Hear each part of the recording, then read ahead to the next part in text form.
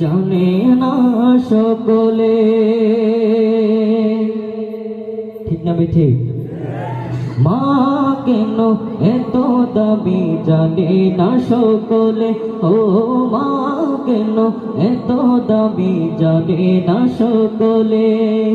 জানতো যদি পড়তো দেখে কোরআন হাদিস খুলে, জানতো যদি পড়তো দেখে কোরআন হাদিস খুলে। একটি হজের সওয়াব মিলে, একটি হজের সওয়াব মিলে, মাকে একবার দেখিলে।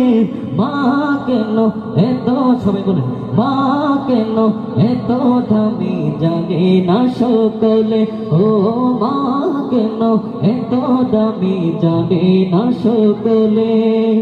জানতো যদি পড়তো দেখে কোরআন হাদিস খোলে, ও জানতো যদি পড়তো দেখে কোরআন হাদিস খোলে। একটি হজের সওয়াব মিলে, একটি হজের সওয়াব মিলে, মাকে একবার দেখিলে। মা কেন এত দামি জানে না সকলে, মা কেন এত দামি জানে না সকলে।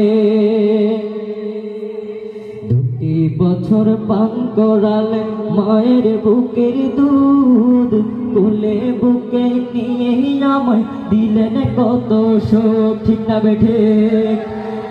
2 বছর পান করালেন মায়ের বুকের দুধ, কোলে বুকে নিয়ে আমায় দিলেন কত সুখ। সেই মাকে কষ্ট দিলে, সেই মাকে কষ্ট দিলে, খোদার আরষ্টলে।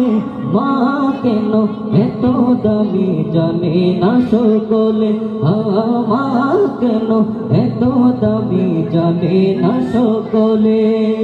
জানতো যদি পড়তো দেখে কোরআন হাদিস খোলে। একটি 6-7-এর মাঝামাঝি সময়ে এটা রিলিজ হয়েছিল, ঠিক এই সময়ের মধ্যে। আপনারা হয়তো অনেকে শুনেছেন, হয়তো বা অনেকে শোনেননি। তো আমরা এই গানের মাধ্যমে একটু, এখন তো আমরা এখানে অনুষ্ঠানে আসার আগেও দেখেছি যে অনেক ভাইরা, স্থানীয় অনেক ভাইরা হামনাত পরিবেশন করতেছে, মাশাআল্লাহ।